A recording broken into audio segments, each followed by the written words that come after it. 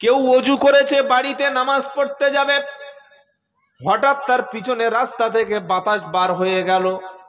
আওয়াজ হোক আর না হোক, সে মনে মনে ভাবলো এবং বুঝতে পারলো কিছু একটা বার হয়ে গেছে, ওযু আছে।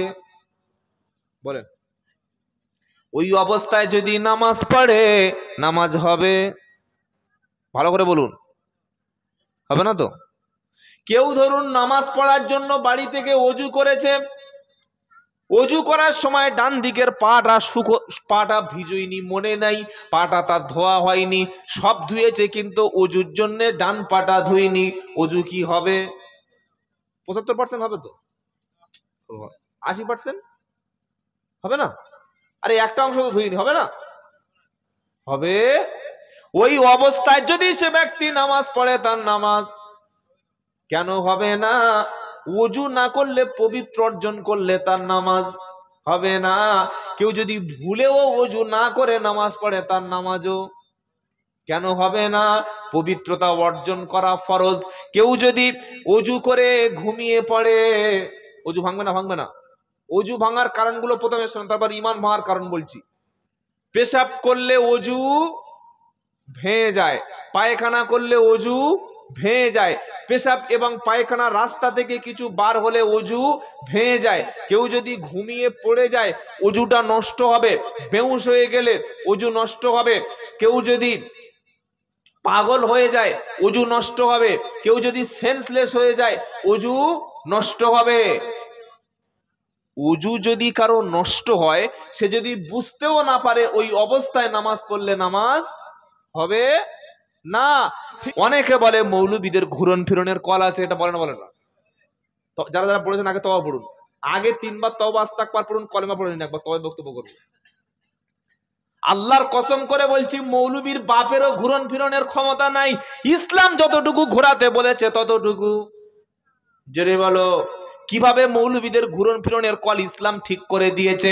একজন ব্যক্তি দাঁড়িয়ে নামাজ পড়তে পারছে না, আল্লাহ পাকের নবী বলছে, তুমি দাঁড়িয়ে না নামাজ পড়তে, সল্লি কাইমা, তুমি দাঁড়িয়ে নামাজ পড়ো। দাঁড়িয়ে নামাজ যদি না পড়তে পারো, ইসলাম কি বলছে? নামাজ কাজা করে ঘুমো নাকি? বসে নামাজ পড়ো। দাঁড়ানো থেকে না পারলে বসে পড়ো। এটা ইসলাম বলেছে, আল্লাহ রসুল বলেছে না মৌলবীরা বলেছে? আল্লাহ রসুল বলতে বলেছে, তবে মৌলবীরা বলেছে। এখানে যদি বলি মৌলবীর ঘুরন ফিরন কল আছে, কথাটা বলা ঠিক হবে। আবার বসে নামাজ না পড়তে পারলে নামাজ পড়তে হবে কিভাবে? জোরে বলো। শুয়ে। তো শুয়ে নামাজ পড়তে কে? মৌলবীরা বলেছে না আল্লাহ বলতে বলেছে? আল্লাহ বলতে বলেছে। রমজান মাস চালু হলো, একটা মেয়ের মেন শুরু হলো, নাপাক পিরিয়ড, রক্ত শুরু হয়ে গেল। মৌলবীর কাছে গিয়ে বলল, হুজুর কি করব? হুজুর তখন বলছে, শোনো, এখন তোমার রোজা মাপ আছে, তবে রমজান মাস শেষ হয়ে গেলে কিংবা নাপাক থেকে যখন তুমি পাক হবে, রমজান মাসের পরে একটা রোজার বদলে আরেকটা রোজা করে দেবে। এটা ইসলাম করতে বলেছে না মৌলবী ঘুরন ফিরনের কল আছে? জোরে বলো। ইসলাম করতে বলেছে। একটা লোক প্রচন্ড অসুস্থ, তার কারণে পানিতেও হাত দিয়ে ওযু করতে পারে না। ডাক্তার বলেছে এখানে তোমার হাত ভেঙে গেছে, এখানে প্লাস্টার করা আছে, কিংবা এমন অবস্থা হয়ে গেছে তুমি পানি পাও নাই। ওযুর বিকল্প হলো তায়াম্মুম, তায়াম্মুম করে নাও। এটা ইসলাম বলেছে না মৌলবীদের ঘুরন ফিরনের কল আছে?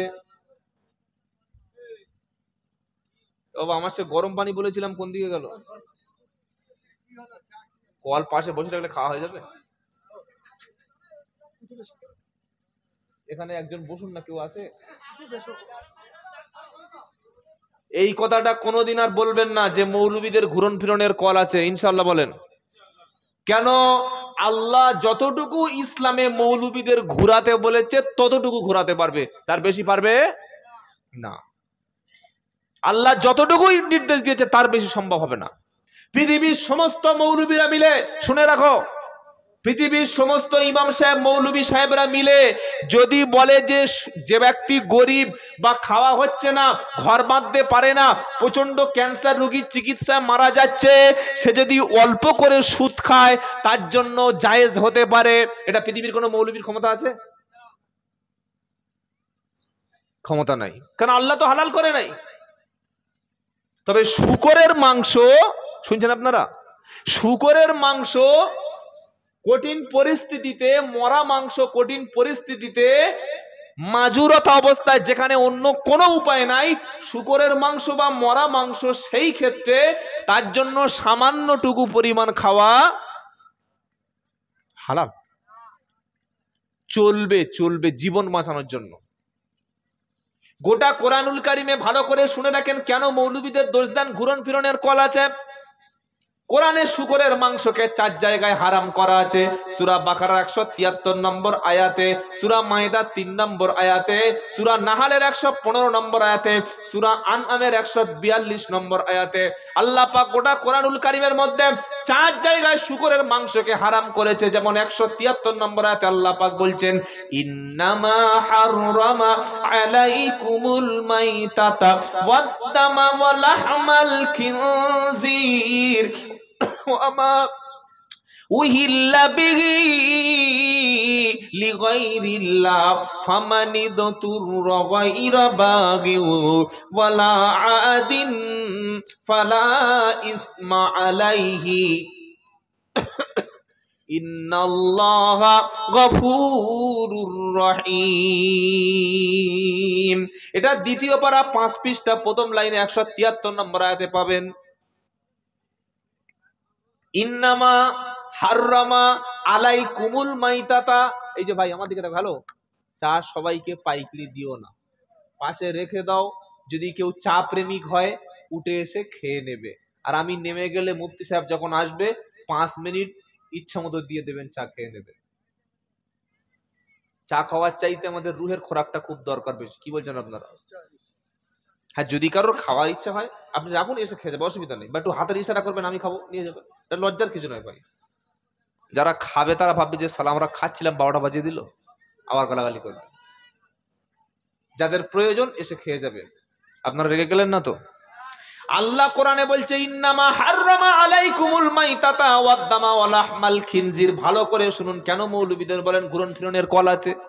নিশ্চয়ই আল্লাহ তাআলা হারাম করেছে মাইতাতা মৃত বস্তু, ওয়াদ-দামা রক্ত, ওয়া লাহমাল খিনজির শূকরের মাংস, ওয়ামা উহিল্লা বিহি লিগাইরিল্লাহ আল্লাহ ছাড়া অন্য কারোর নামে উৎসর্গকৃত কোনো বস্তু। 4টি জিনিস হারাম, এখানে শূকরের মাংস হারাম। শুনে রাখেন ভালো করে। এবার আল্লাহ বলছেন ফামানিদতুররা, মূল নুকতাটা এখানে লুকিয়ে আছে। যদি এমন কোনো ওজর আসে, আপনি এমন একটা জায়গায় গিয়ে পড়েছেন যেখানে দেখছেন কোনো খাবার নাই, শুধুমাত্র মরা মাংস আছে, মরা গরু আছে, শূকরের মাংস আছে, হালাল খাবার কোথাও নাই, আর এমন পরিবেশ সেখানে না খেলে কয়েকদিন পরে আপনি মারাই যাবেন। অপশন কি আছে? মরা গোশ কিংবা শূকরের মাংস অতটুকু পরিমাণ খেয়ে আপনাকে জীবন বাঁচাতে হবে যতটুকু খেলে আপনার জীবনটা বলেন বেঁচে যাবে। আল্লাহ কোরআনে যেখানে বলেছেন শূকরের মাংস হারাম, মরা মাংস হারাম, তার পাশে অপশন রেখেছে মরণাপন্ন মাজুর অবস্থায় ততটুকু পরিমাণ খাওয়া যাবে। কিন্তু যেখানে সুদের কথা আল্লাহ বলেছে সেখানে কিন্তু বলেনি অসুস্থ কিংবা ক্যান্সার রোগী কিংবা গরিব মানুষের জন্য অল্প করে হলেও সেখানে সুদ খাওয়া যাবে, এ কথাটা বলা, জোরে বলো, ভালো করে শুনবেন, নেই। কারণ নেই বলে মৌলবীরা সুদ কখনো হালাল করতে পারবে না। তাই কখনো ঘুরিয়ে কথাটা বলবেন না যে মৌলবীদের ঘুরন ফিরনের কল আছে, বরং ইসলাম মানুষের জন্য সহজ করে দিয়েছে। যার জন্য কষ্ট হবে তার জন্য ইসলামটা অন্যভাবে সহজ। সুবহানাল্লাহ বলেন। আরেকটা ঘটনা বলি, রমজান মাস চলছে, একজন বৃদ্ধ ব্যক্তি রাসূলুল্লাহ সাল্লাল্লাহু আলাইহি ওয়াসাল্লামের কাছে গিয়েছে, গিয়ে বলল, হুজুর আমি যদি আমার স্ত্রীকে চুমা খাই বা কিস করি রোজা কি নষ্ট হবে? বৃদ্ধ মানুষ, সে কন্ট্রোল করতে পারবে নিজেকে। নবী সাল্লাল্লাহু আলাইহি ওয়াসাল্লাম বললেন, তোমার জন্য চুমা খাওয়াতে দোষ হবে না। আরেকটা নববিবাহিত পুরুষ নবীর কাছে রমজান মাসে গিয়ে একই প্রশ্ন করলো। নবী বলল, তুমি বিরত থাকবে। এই বৃদ্ধ এ কন্ট্রোল করতে পারবে, কিন্তু 28 বছর 30 বছর সবে বিয়ে করেছে, কন্ট্রোল করতে পারবে? কি বলছেন বলেন? তার জন্য বিরত থাকাটাই উত্তম। তাহলে আপনি যদি বলেন মৌলবীরা ঘুরন ফিরনের কল আছে, এটা মৌলবীদের কল না ইসলাম আপনার জন্য সহজ করে দিয়েছে, কোনটা? সুবহানাল্লাহ। তাহলে ঈমান ভাঙার অনেকগুলো কারণ বলে দিলাম। আল্লাহ তাআলা এই সমস্ত কারণ থেকে আমাদের দূরে থাকার তৌফিক দিক, বলুন আমিন। শেষে যে কারণটা বললাম সেটা কি বললাম মনে আছে আপনাদের? মনে নাই? রিস্কের মালিক আল্লাহ ছাড়া পৃথিবীতে কাউকে মনে করা যাবে না, আর রুজির ভয়ে সন্তানকে হত্যাও করা যাবে না।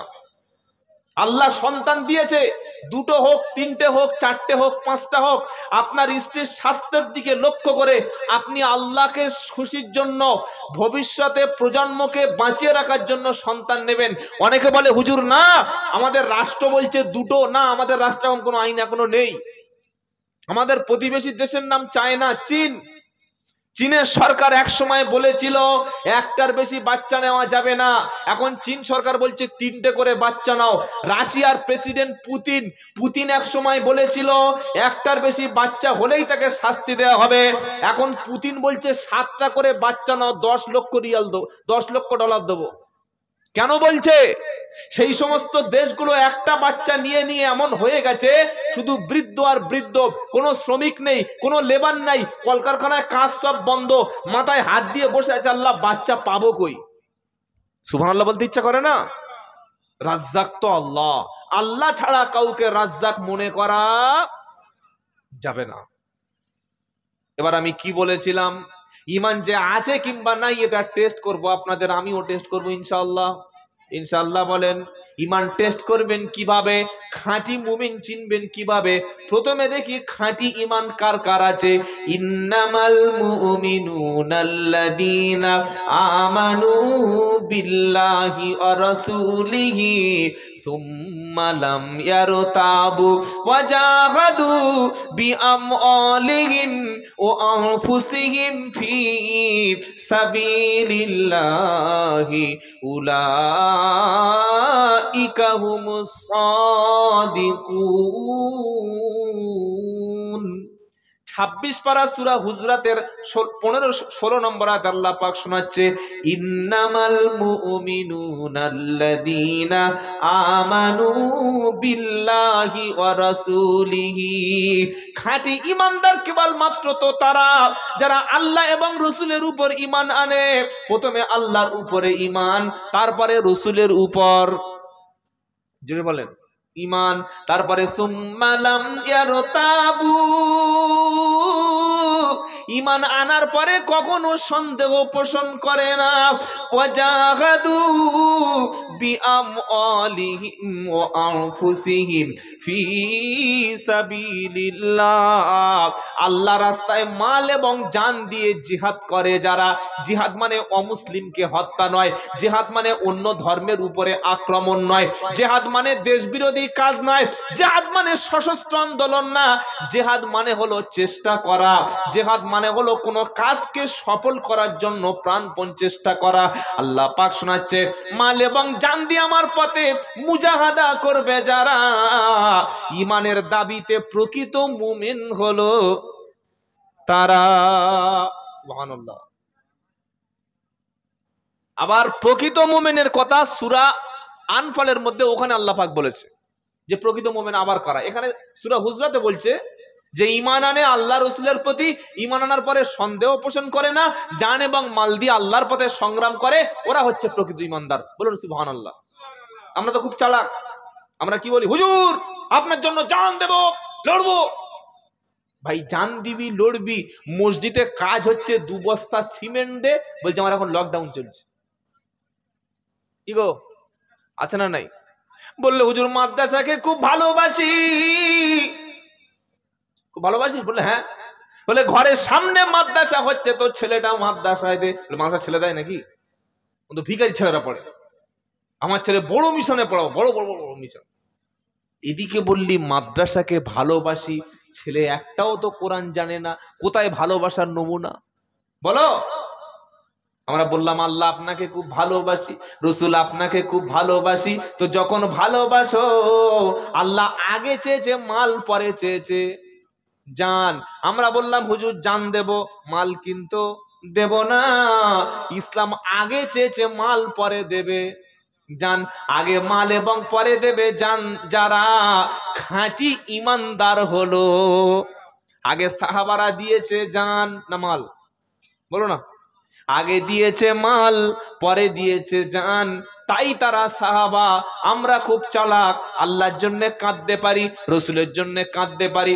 দেখবেন যখন বক্তা কানে হাত দিয়ে আমার মা ফাতেমা যখন সুরালো ঘটনা বলবে, বসে বসে শ্রোতা তখন চোখের পানিতে জামার গেঞ্জি ভিজিয়ে দেবে। আর মসজিদ মাদ্রাসার জন্য পয়সা চাইলে বলবে জুতো কই, ঘুরো, চল বাড়ি চল, বিড়ি ধরা। কি বুঝলেন? এটা ভালোবাসা, এটা ভালোবাসা। সকলে বলুন আগে মাল দেব পরে জান দেব, বলুন ইনশাআল্লাহ। আল্লাহ আপনাদের কবুল করুক, বলুন আমিন। সূরা আনফালের মধ্যে কিছু খাঁটি মুমিনের টেস্ট লিখে দিয়েছেন আল্লাহ, সুবহানাল্লাহ বলেন। কি মুমিনের টেস্ট? ইন্নামাল মুমিনুনা আল্লাযীনা ইযা যুকিরাল্লাহু ওয়াজিলাত কুলুবুহুম ওয়া ইযা তুলিয়াত আলাইহিম আয়াতুহু যাদাতুহুম ঈমানা ওয়া আলা রাব্বিহিম ইয়াতাওয়াক্কালুন আল্লাযীনা ইউকিমুনাস সালাতা ওয়া মিম্মা রাযাকনাহুম ইউনফিকুন উলাইকা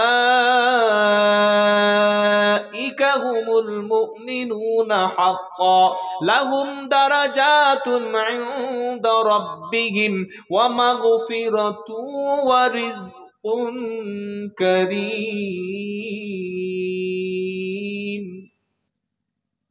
সুবহানাল্লাহ বলার দরকার নেই, না এখন বলে লাভ নেই, কাল সকাল 10টার দিকে বলবেন।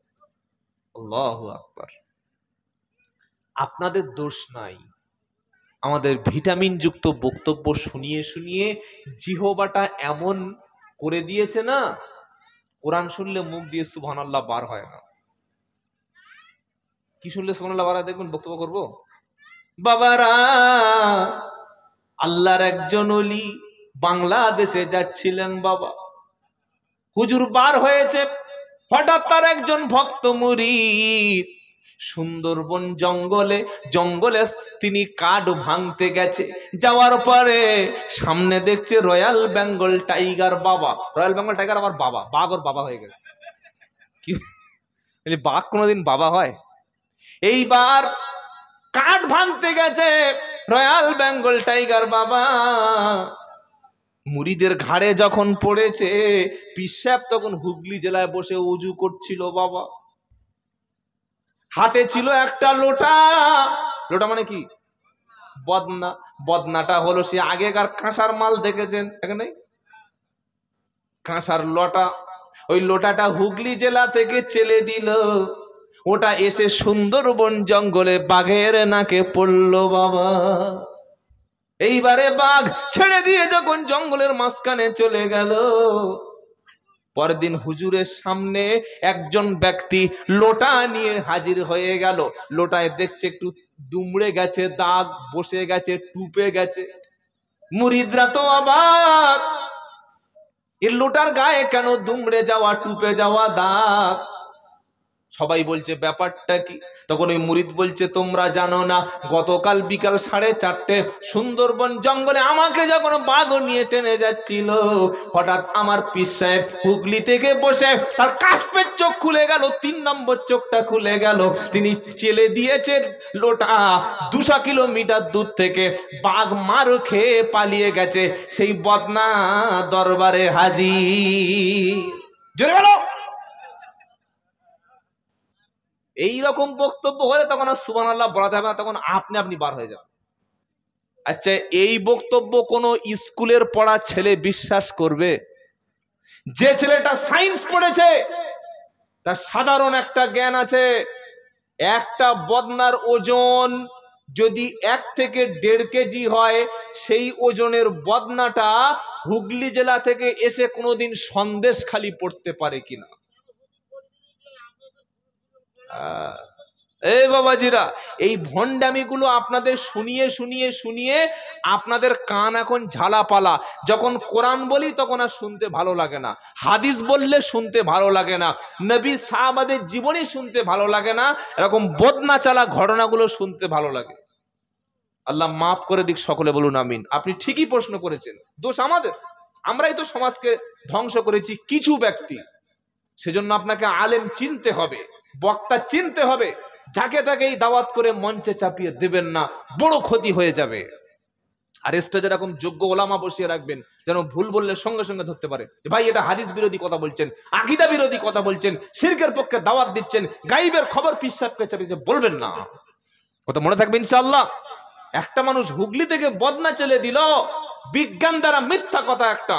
একটা বদনা 200 কিলোমিটার দূরে কিভাবে যেতে পারে? না আছে তার উইংস, না আছে তার কোনো ম্যাগনেটিক্যাল পাওয়ার, না আছে কোনো চুম্বক শক্তি। পাকা ডাহা মিথ্যা কথা মানুষকে বলে দিয়েছে। এই সোশ্যাল মিডিয়ার শিক্ষিত যুগে এই সমস্ত কথা চলে, এইসব ভণ্ডামি। এই শুনছে আর বলছে সুবহানাল্লাহ সুবহানাল্লাহ। আর আল্লাহর কুদরত, নবীদের মুজিজা, এগুলো মানুষ যখন শুনে মুখ থেকে সুবহানাল্লাহ বার হয় না। তো আল্লাহ পাক সূরা আনফালে 2 নম্বর আয়াতে খাঁটি মুমিনের কিছু টেস্টের কথা বলে দিচ্ছেন। এই খাঁটি মুমিনের 5টা কোয়ালিটি 99টা ভণ্ডদের দখলে। এরকম যদি এতক্ষণ জিকির করতাম, ওখান থেকে কাঁচা দিয়ে মাইক দুমড়ে ভেঙে প্যান্ডেলে দেখি ঝুলছে। আপনি দেখেছেন এরকম? দেখেন নাই? আচ্ছা বলুন তো, আল্লাহর নবী যখন জিকির শিখিয়েছিলেন, আবু বকর সিদ্দিক, ওমর ফারুক জিকির করেছে না করে নাই? কই কোনদিন তো ওমর ফারুক রাদিয়াল্লাহু আনহু জিকির করতে করতে আবু বকর সিদ্দিকের ঘাড়ে উঠে পড়েনি? পড়েছে? কখনো বিলাল রাদিয়াল্লাহু তাআলা আনহু জিকির করতে করতে আবু হুরায়রা চেপে ধরেনি? তাহলে এই ভণ্ডামিটা আসলো কোত্থেকে? আসল ধর্মটাকে এরা দূরে সরিয়ে রেখে ভণ্ডামিটা মানুষের কাছে আশিক দেখাচ্ছে। কিন্তু কোরআন বলছে খাঁটি মুমিন আল্লাহর নাম শুনলে অন্তরটা কেঁপে যাবে, জিকিরের সময় মনের মধ্যে একটা আলাদা মেজাজ তৈরি হবে।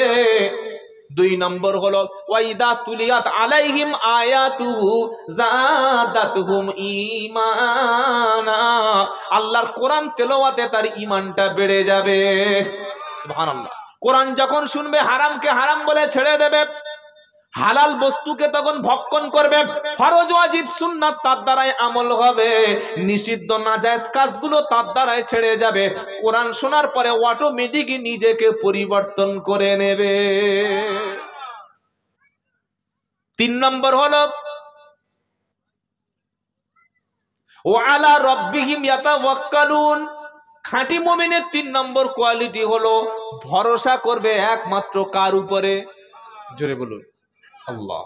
সকলে বলুন আজ থেকে আল্লাহর উপরে ভরসা করব। বলুন ইনশাআল্লাহ। তিনি ছাড়া আমাদের আর বাঁচানোর কেউ নাই, তিনি ছাড়া আমাদের দোয়া শোনার কেউ নাই, তিনি ছাড়া লাভ ক্ষতির কোনো মালিক নাই। তিনি রিজিক দেন বলে আমরা বেঁচে আছি, তিনি হায়াত দিচ্ছেন বলে আমরা বেঁচে আছি, তিনি সুস্থ রেখেছেন বলে আমরা বসে আছি, তিনি আমার কপালে যতটুকু রেখেছেন ততটুকু আমি পাবো। তিনি আমাকে যদি দয়া করে জান্নাতটা দেয় জান্নাত পাবো, তিনি যদি আমাকে শাস্তি দেন আমাকে শাস্তি নিতেই হবে। তিনি যদি আমাকে পৃথিবীতে ধনী বানানোর চেষ্টা করে, পৃথিবীর কেউ আমাকে ক্ষতি করতে পারবে না। সমস্ত সবকিছু ভরসা আল্লাহর উপরে রাখবো। বলুন ইনশাআল্লাহ। বিপদ মুসিবত আসবে ইমানদারের, আসবে না? আসবে না? ইমানদারের 5টা বিপদ পৃথিবীতে হবে।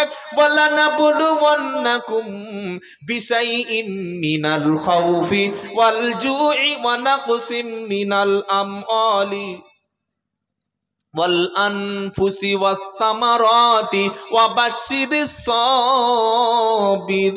সাবিরিন আল্লাযীনা ইযা আসাবাতুহুম মুসিবা ক্বালু ইন্না লিল্লাহি ওয়া ইন্না ইলাইহি রাজিউন। দ্বিতীয় পারা, দ্বিতীয় পৃষ্ঠা, সূরা বাকারা 153-54 নম্বর আয়াতে আল্লাহ পাক বলছেন, ওখানে সূরা আনফালে কি বলেছে? ইমানদারের কোয়ালিটি কটা? জোরে বলেন। 1 নম্বর আল্লাহ জিকিরের সময় অন্তরটা তার কাঁপবে। 2 নম্বর ওই ব্যক্তি কোরআন তেলাওয়াত করলে আল্লাহর উপরে তার ঈমানটা অনেক বেড়ে যাবে। 3 নম্বর হলো আল্লাহর উপরে ভরসা করবে।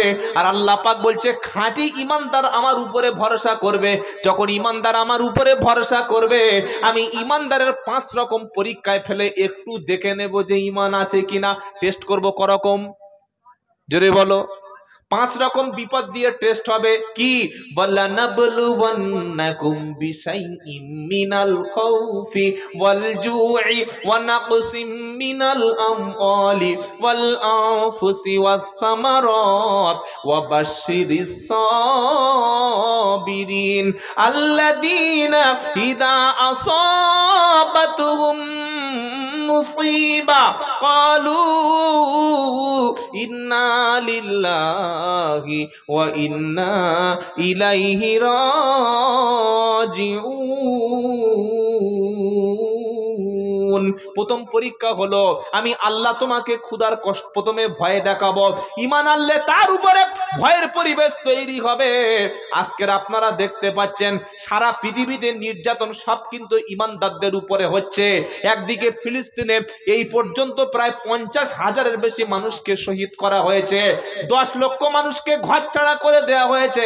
আর সামনে 21শে জানুয়ারি ভারতবর্ষের মুসলমানের উপরে আসছে কঠিন ঈমানের পরীক্ষা। কত জানুয়ারি? কি হবে জানেন? জানা আছে? নিজের মসজিদের খবর না নিলে জানবো কিভাবে ভাই?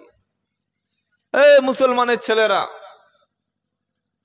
বাবরি মসজিদ কখনো ভাঙার ক্ষমতা সুযোগ হতো না যদি আমরা মসজিদে আবাদ করতাম। কি বলছেন আপনারা? কি বলছেন বলেন? কলকাতায় 200-এর উপরে মসজিদ বন্ধ আছে, আপনার জানা আছে? জানা নাই। এই যে আমাদের বর্তমান পরিস্থিতি, আমাদের যুবক ছেলেদেরকে মোবাইল, 1, 2 নম্বর নেশা জাতীয় বস্তু গাঁজা, মদ আর চুল্লু তাড়ি, 3 নম্বর মোবাইলের অশ্লীলতা যেভাবে যুবক সমাজকে গ্রাস করেছে ভাই, আমরা অভিভাবক, আমরা সমাজের যারা দায়িত্বশীল ব্যক্তি, যদি আমরা ছেলেদেরকে না রুখে দিই, যদি সঠিক পথে না আনি, আপনার মসজিদ 10 থেকে 20 বছর পরে যে বাবরির মতো হবে না, যে তালা পড়বে না, তার কি গ্যারান্টি আছে বলেন? আগে মসজিদ মাটির ছিল, মাটি থেকে উপরে উঠলো খড় ছেড়ে দিয়ে টালি, আর তারপরে এসবেস্টাস, তারপরে ছাদ পড়লো, নিচের প্লাস্টার গুলো নষ্ট করে টাইলস মোজাক বিছিয়ে দিয়ে বুড়ো বুড়ো যে পুরাতন মডেলের ফ্যান ওগুলো খুলে দিয়ে লাগিয়ে দেওয়া হলো এসি। বিশাল বড় মসজিদ, আর ফজরের সময় গিয়ে দেখুন 2 জন বয়স্ক আর 1.5 জন বাচ্চা, আর ইমাম আর মুয়াজ্জিন চালাচ্ছে। 3 লাখ, 4 লাখ, 10 লাখ টাকা মসজিদ করে কি লাভ আছে যদি মসজিদে মুয়াজ্জিনকে যদি 5,000 টাকা বেতন না দিতে পারি, যদি ইমামকে 10,000 টাকা বেতন না দিতে পারি? ভাই এই জলসাটা করতে লক্ষ লক্ষ টাকা খরচ হয়। যদি আমরা একটা মসজিদ 30 লাখ টাকা খরচ করে না করে মসজিদটা এসবেস্টারে থাকে থাক, মসজিদটা শুধু ছাদ আছে থাকে থাক, ওই মসজিদে যদি একজন যোগ্য ইমাম রাখি, 10,000 টাকা দিলে হাফেজ, কারি, মুফতি, মাওলানা এরকম যোগ্যতা সম্পন্ন আলেম পাওয়া যাবে না যাবে না? আপনি মসজিদের যোগ্য ইমাম রাখুন, কেন বক্তাকে 10,000 টাকা দেবেন? কেন সারা রাতের জলসা হবে? আপনি বছরে তো 365 দিনের মধ্যে 53টা জুমা পাচ্ছেন ভাই, পাচ্ছেন না? 53টা জুমা তো বছরে পাচ্ছেন। 53টা জুমায় যদি ভালো একজন যোগ্য আলেম রাখেন, যিনি কোরআন সুন্নাহ থেকে কথা বলবে, 53টা জুমায় যদি আধ ঘন্টা করে বক্তব্য করে, বা 50টা জুমায় যদি আপনি অ্যাটেন্ড থাকেন, কত ঘন্টা বক্তব্য শোনা হলো? 50টা জুমায় থাকলে 25 ঘন্টা। 25 ঘন্টা বক্তব্য সারা বছর শুনলে ওটাই বেশি কাজ হবে, না এশার নামাজ থেকে আর ফজর পর্যন্ত সারা রাত শুনে সকালবেলা নামাজ কাজা, কোনটা কাজ হবে ভাই? আমরা কি করি?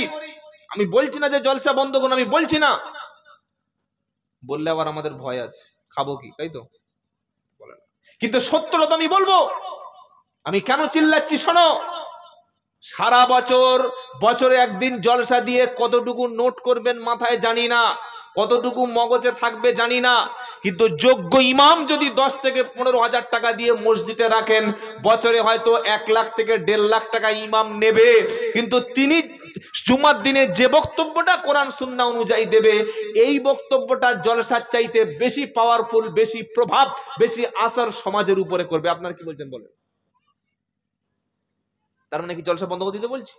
না, যোগ্য ইমাম রাখুন, আর যিনি আছেন তার যোগ্যতা আলহামদুলিল্লাহ, আমি তাকে খারাপ বলছি না, তবে ইমামকে দিয়ে সমাজে কাজ করিয়ে নিন। আচ্ছা বলুন তো, এই যে জলসাটা হয়েছে, যে কমিটির ছেলেগুলো আছে এখানে, এরা একদিনে জলসা দিয়েছে না 1.5 থেকে 2 মাস পরিশ্রম করতে হয়েছে? বলুন, 1-2 মাস পরিশ্রম করতে হয়নি? মাইকিং করা, পোস্টার ছাপানো, বক্তা দাওয়াত করা, এ পাড়ায় চাঁদা তোলা, ওখান থেকে চাল আনা, কার হাঁস আনা, কার গরু আনা, পরিশ্রম কোশিশ করতে হয়েছে না হয়নি? একদিনে কখনো হয়নি, দুদিনে কখনো হয়নি। এত পরিশ্রম করে যদি এখানে 4-5জন লোক বসে থাকতো, এটা ভালো লাগতো কি ভাই বলেন? ভালো লাগতো না। আপনি 30 লাখ টাকা দিয়ে মসজিদে বিল্ডিং করলেন, যদি মসজিদে না লোক থাকে, মুসাল্লি না থাকে, আল্লাহ আপনার উপরে রহম করবে তো? আপনি ভাববেন কথাটা। তাহলে জলসার জন্য যদি 2 মাস পরিশ্রম করতে পারি মানুষকে আনার জন্য, মসজিদ কমিটি, ইমাম আর সাধারণ মুসাল্লির কি হয়েছে? আমরা কেন সপ্তাহে একদিন বার হতে পারি না? ভাই চলো মসজিদে যাই, বেনামাজির হাতটা ধরবো, মদখোরের হাতটা ধরবো, সুদখোরের হাতটা ধরবো, জেনাখোরের হাতটা ধরবো, পাকা চুল্লুখোরের হাতটা ধরে তাকে পায়ে ধরে মসজিদে কেন নিয়ে যাব না? এখানে পায়ে ধরে ধরে আনতে হচ্ছে। মাইকে ডেকেছি, লোকের বাড়িতে বাড়িতে হ্যান্ডবিল পৌঁছেছি, লোকের বাড়িতে বাড়িতে বলে এসেছি, ফোনে আমন্ত্রণ করেছি, তবে লোক এসছে। এটার জন্য যদি পরিশ্রম করা যায়, মসজিদের লোক ডাকলে সেটা খুব পাপ। বাংলার জমিনে এখনো অনেক মসজিদ আছে যে মসজিদে দাওয়াত ও তাবলীগের কাজ হয় না, যে মসজিদে এখনো পর্যন্ত কলেমার সাথীরা গেলে, কোরআন শোনানোর সাথীরা গেলে মসজিদ ঝাড়ু দিয়ে ধুয়ে দেওয়া হয়, বলা হচ্ছে এরা নাকি আমাদের ঈমান নষ্ট করবে। আর যারা মসজিদে তোমাদের খেয়ে সর্বনাশ করে চলে যাচ্ছে, তারা তোমাদের ঈমানটা কি বাড়িয়ে যাচ্ছে বলো? তুমি জলসার দিন জলসা একটা দেওয়ার জন্য 2 মাস পরিশ্রম করেছো, তাহলে একটা গ্রামে একটা মসজিদে নামাজি বানানোর জন্য প্রয়োজন আছে না নাই? কিন্তু বক্তা কি বলছে? জলসা এসে আল্লাহ হেদায়েত করে হবে, তো জলসা দেওয়ার দরকারটা কি? বক্তা এসে একাই বলুক না, লোক আল্লাহ হেদায়েত করে আনবে তো আনবে, তাহলে আগে থেকে প্রচার করবো কেন? কথাটা ভাববেন।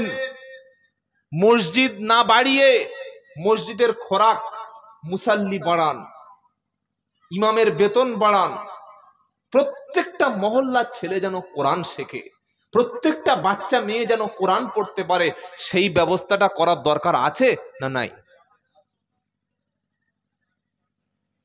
নিজের ছেলে ইংলিশ শিখবে, মাসের শেষে 700 টাকা গুনে দিই। নিজের মেয়েটা সায়েন্স শিখবে, মাসের শেষে 800 টাকা গুনে দিই। এমন কোন ব্যক্তি কি আছেন, ইমাম সাহেব আমার ছেলে আমার মেয়েকে কোরআন পড়াচ্ছে, মাসের শেষে চাওয়ার আগে ইমাম সাহেবের 1 তারিখে মেয়ে পড়ছে কোরআন শরীফ, 500 টাকা ইমামের হাতে দিই, এরকম ব্যক্তি আমাদের এলাকায় পাওয়া যাবে নাকি? 500 টাকা, 50 টাকা দেবে, গা থেকে ঘাম বার হচ্ছে, ঝরঝর করে ঘাম আসছে, মাথায় পানি দিতে হচ্ছে। মুসলমানের ছেলেরা ভাববেন, দেখে যাচ্ছেন না তো? ইমামদের বেতন বর্তমানে যা হয়, তাতে ইমামের নামাজ হয় কিনা সন্দেহ আছে। খালি নামাজ গুলিয়ে যাচ্ছে, তা গুলেবে না কি হবে? মাইনে করলে এমনি তো গুলিয়ে যাবে। আপনি যদি ওই জায়গায় থাকতেন, আপনার মাসে কত খরচ হতো সেটা ভেবে ইমামের বেতনটা দেবে। মাসের শেষে আপনার ছেলে যদি আপনার হাতে 4000 টাকা 5000 টাকা এনে দেন, আপনি আপনার ছেলের জন্য হাত তুলে তাহাজ্জুদে দোয়া করবেন, তাই তো নাকি? বেরো শালা বেরো, তোর সঙ্গে পারবো তো, বেরো, তোর সংসার রাখবো না, 4000 টাকা কি হবে, বেরো, তোর বউকে কে দায়িত্ব নেবে? বলবো না, বলবো না। তাহলে ইমামের হাতে যে মাসে 4000 5000 টাকা দিচ্ছি, তার বাপ এরকম কথা তার বলতে পারে না? তার বিবি বলতে পারে না? আমরা তো ঠকাচ্ছি না হুজুর, গরিব মসজিদ। তা গরিব মসজিদ যদি হয়, মসজিদের জমিগুলো কেন আছে মসজিদের নামে? মসজিদে এত সুন্দর টাইলস বসাতে কে বলেছে? পাথর বসাতে কে বলেছে? মসজিদে এত ডেকোরেট করতে তোমাকে কে বলেছে? ওটা আসবো সামনে বক্তব্যে, যে কারা মসজিদ চালাতে পারবে। যে কোরআন পড়তে পারে না, সে মসজিদের দায়িত্ব তাকে দেবেন না। যে নামাজ পড়ে না, তাকে মসজিদের দায়িত্ব থেকে হটিয়ে দেবেন ইনশাআল্লাহ। বলেন, তুমি 5 ওয়াক্ত নামাজ পড়ো, অন্তত দিনে একবার আসো, মসজিদের দায়িত্ব নাও। পয়সা আছে, ভাই ভাই তোকে মসজিদের সেক্রেটারি থাকতে হবে। তা উনি যদি সেক্রেটারি থাকবেন, যিনি নামাজ জানেন না, তিনি নামাজটা পরিচালনা করার ব্যক্তিদের দায়িত্ব কিভাবে নিতে পারে? ভাববার বিষয় নয়। একজন লোক যদি ডাক্তার না হয়, তাকে হসপিটালে যদি মেডিকেল বোর্ডের প্রধান করে দেওয়া হয়, হসপিটাল চলবে? চলবে না। একজন অশিক্ষিত ব্যক্তিকে যদি হাই স্কুলের মাস্টারের প্রধান পদ দেওয়া হয়, চলবে না। একজন কোরআন না জানা ব্যক্তিকে ইমামতির দায়িত্ব দিলে মসজিদ চলবে না। ঠিক তেমন ক্যাশিয়ার, মাতোয়াল্লি, মসজিদের সেক্রেটারি, সদস্য, কোরআন জানা নামাজি ব্যক্তিদের দিতে হয়। যারা আছেন, আমি খারাপ বলছি না, তারা থাক, কিন্তু দায়িত্বটা নেওয়ার আগে বিবেচনা করে দায়িত্ব নেবেন। কথা মনে থাকবে ইনশাআল্লাহ। খাঁটি মুমিন 3 নম্বর কোয়ালিটি আল্লাহ বলছে, আল্লাহর উপরে ভরসা করবে। আমি আল্লাহ ইমানদারদের 5টা পরীক্ষা করব।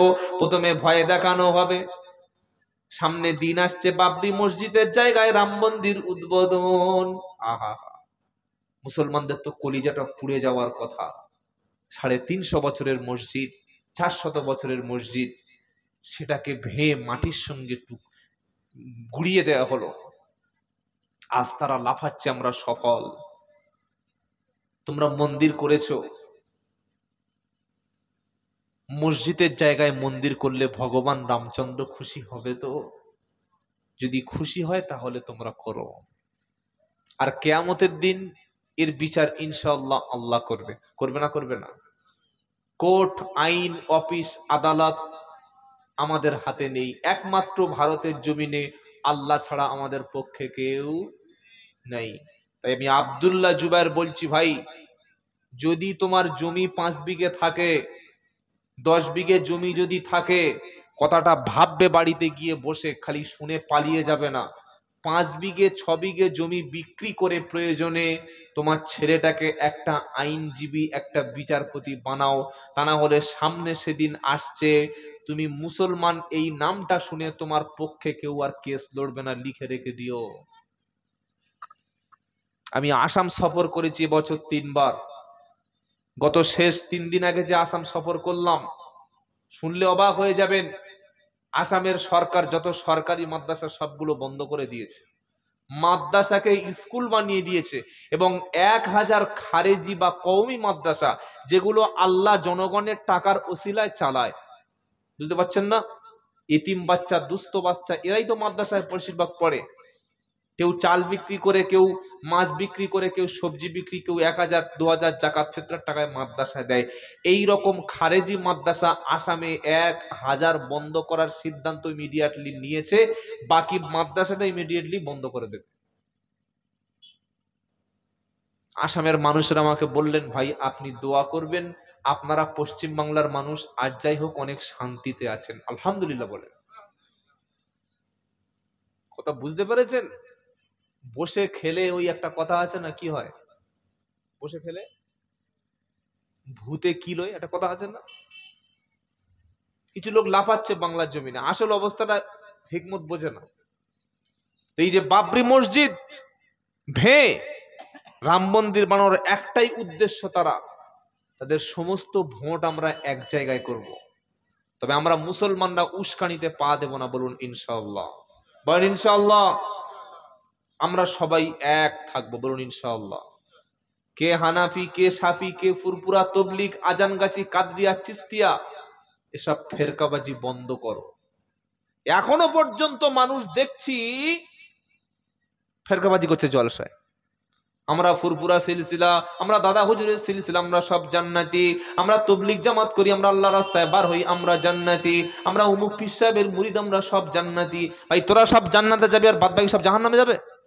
এটা কেন বলছো তোমরা জলসা বসে? তবলিগ জামাত আমার ভাই, ফুরপুরা আমার ভাই, আজানগাছি আমার ভাই, কাদরি আমার ভাই, চিস্তি আমার ভাই।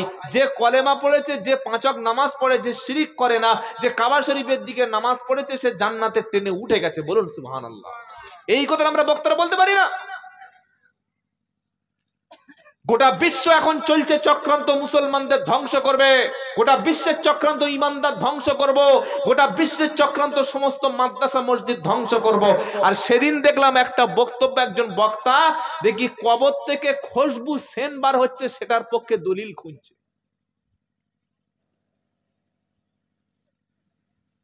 ইউরোপ, আমেরিকা এবং রাশিয়া, পৃথিবীর যত পরমাণু অস্ত্র যে সমস্ত দেশের আছে, তাদের একটাই টার্গেট, বিশ্বযুদ্ধ শুরু হলে আমরাই আগে বম্বিং করব।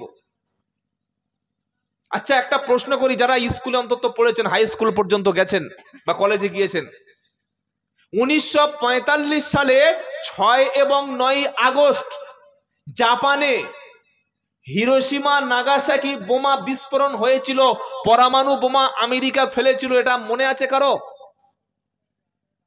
পড়েন নাই কেউ? একজন আছে, আর দুজন। 1945 সালে আমেরিকা জাপানে যে পরমাণু বোমা ফেলেছিল, তার চাইতে বড় বোমা ফেলা হয়েছে গত 1 মাস আগে ফিলিস্তিনের একটা হসপিটালে। খবর কারোর কাছে আছে? তার চাইতে বড় বোমা। একসঙ্গে 10 থেকে 20,000 মানুষকে শহীদ করে দেওয়া হয়েছে। প্রকৃত তথ্য তো আমরা জানতে পারছি না ভাই, আসল ঘটনাটা কি হচ্ছে। এখনো আমরা লড়াই করছি নিজেদের মধ্যে, মারামারি। এখনো আমরা মসজিদ নিয়ে ভাগাভাগি। এখনো আমরা বলছি ওর পিছনে নামাজ পড়বো না, ও আসলে আমি দাওয়াতে যাব না। বিশ্বের খ্রিস্টানরা, বিশ্বের ইহুদিরা, বেঈমান নেতানিয়াহু ইসরায়েলের প্রধানমন্ত্রী হুমকি দিয়ে রেখেছে যে গাজা থেকে, ফিলিস্তিন থেকে সমস্ত মুসলমানদের উচ্ছেদ করব। ফিলিস্তিনদের, তাদের নিজেদের দেশে একটাও ব্যক্তিকে আমরা রাখবো না, সেই টার্গেট নিয়ে তারা যুদ্ধে ঝাঁপিয়ে পড়ছে। আর আমরা মুসলমানরা এখনো কবরে খুশবু পাচ্ছি। সেদিন ফুরফুরা শরীফের একটা ব্যক্তি পোস্ট করলো ফেসবুকে, বড় অবাক লাগে, হাসি লাগে। কোন এক পীর সাহেব মারা গেছেন, তার কবর ভেঙে গেছে, সেখান থেকে নাকি খুশবু আসছে। শুনতে পাচ্ছেন আপনারা? আচ্ছা, যদি কোনো কবর থেকে খুশবু বার হয়, তাতে সাধারণ মানুষের কোনো লাভ আছে? হ্যাঁ? আর কবর থেকে খুশবু যদি না আসে, আমাদের কোনো ক্ষতি আছে? তো তার ভক্তরা বলছে, দেখো ইনি আমাদের হক্কানি পীর, তিনি মরে গিয়েও কবর থেকে কেরামতি দেখাচ্ছে। কিরকম কেরামতি? তিনি মরে গিয়েও কবর থেকে খুশবু ছড়িয়ে দিচ্ছে, তার মানে তিনি জ্যান্ত পীর। ভাই, কোন সাহাবা মরে গিয়ে কখনো কবর থেকে তো আতর ছুড়ে দেয়নি, দিয়েছে? যদি বা কবর থেকে খুশবু বার হয়, এটাকে প্রচার করে ঢাকঢোল পেটানোর কি দরকার আছে রে ভাই? তাই নিয়ে দেখি একজন ফেসবুকে লম্বা পোস্ট করেছে, বলছে এটা সত্য না মিথ্যা, এটা আমরা কোরআন হাদিস থেকে গবেষণা করে প্রমাণ করব, খুশবু বার হচ্ছে। কত পিছিয়ে আছে মুসলমান দেখো। একদিকে পরমাণু অস্ত্র তৈরি করছে ইসরায়েল, একদিকে আমেরিকা বোম মারছে মুসলমানদের উপরে, আর আমরা কবর থেকে খুশবু বার করার প্রমাণ বার করছি কিতাব থেকে বসে বসে খুঁজে খুঁজে। সেজন্য অনুরোধ করছি, আপনার ছেলেটাকে বড় ডাক্তার একটা বানাবেন। গ্রাম থেকে চাঁদা তুলে একজন যোগ্য আইনজীবী এই গ্রামে যেন তৈরি হয়। একটা মেয়ে যদি এই গ্রামে তার ব্রেন মেরিটোরিয়াস স্টুডেন্ট হয়, ব্রেন ভালো হয়, প্রয়োজনে এই জলসা কমিটি, মসজিদ কমিটি চাঁদা তুলে একটা মহিলাকে অন্তত গাইনোকোলজিস্ট মহিলা ডাক্তার বানাবেন। বলুন ইনশাআল্লাহ। যদি না বানান, বোরকা পরে হসপিটালে, আমি নিজে চোখে বারাইপুর হসপিটালে দেখেছি, বোরকা পরে একটা মেয়ে গেছে, মুখ খুলছে না বলে, তার শরীরের যে অঙ্গ ডাক্তার দেখতে চাইছে দেখাচ্ছে না, লজ্জা পাচ্ছে বলে ঘাড় ধাক্কা মেরে তাকে হসপিটাল থেকে বার করে দেওয়া হচ্ছে। আমি কিন্তু সাম্প্রদায়িক কথা বলছি না, আমি যেটা বলতে চাচ্ছি যে আপনার কমিউনিটিতে ডাক্তার কোথায়, আপনার মুসলমানদের মধ্যে বড় বিডিও অফিসার কোথায়, এসডিও অফিসার কোথায়? দুই ভাই মারামারি করে আপনাদের থানা কোথায়? বাসন্তী থানায় গেলে অফিসার পাঠিয়ে দেয় কেসটাকে ভালো করে লিখে ঝাল ঝোল মশলা বিরিয়ানি করে কলকাতা হাইকোর্টে এমন মিথ্যা মামলা দিয়ে জেলে ঢুকিয়ে দেবে, দুটো ভাই যেন আর 13 বছর মামলা না ডিসমিস হয়। এটা করে না? কেন থানায় বসে মামলাটাকে এটা বুঝিয়ে পড়িয়ে করে দেওয়া যেত না? যেত। কারণ তারা কখনো চাইবে না যে এই জাতি কখনো মাথা তুলে দাঁড়াক। আমি গত বছর আপনাদের জলসা এসেছি, সত্য কথা বলে দিচ্ছি, শুনে রাখেন। রাগ করলে আমার কোনো যায় আসে না, পয়সা না দিলেও কোনো যায় আসে না। গত বছর রাস্তা যা ছিল এবছর সেই একই রাস্তা আছে। এটা দোষ আপনাদের নয়, দোষ আমাদের মুসলমানদের, নসিব খারাপ। আমি তো পশ্চিমবঙ্গের বিভিন্ন জেলায় যাই, মোল্লাপাড়ায় ঢুকবো তখন রাস্তা দেখবো খারাপ, বুঝে নিতে হবে এখানে মুসলমানরা বাস করে। কেন ভাই? কেন হয়? এর একটাই কারণ যে আমরা শিক্ষা থেকে পিছিয়ে এসেছি। আজকের অন্যান্য জাতি তারা বই নিয়ে গবেষণা করে, তারা পড়াশোনা করে, তারা প্রত্যেকে পড়ায় ব্যস্ত। সেজন্য পড়া এবং শিক্ষার বিকল্প আর আমাদের কিচ্ছু নাই। সকলে শিখবো, বলুন ইনশাআল্লাহ।